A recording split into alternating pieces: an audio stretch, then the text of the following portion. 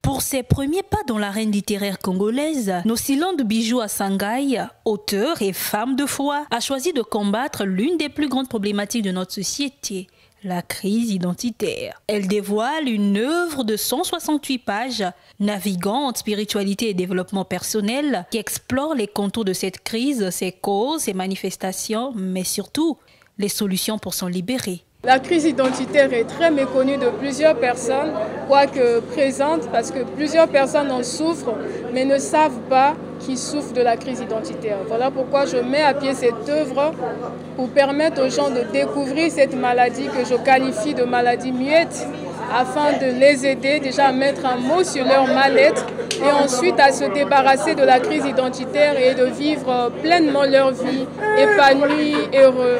Le dernier chapitre, le chapitre 8, que j'ai intitulé « Restaurer pour restaurer ».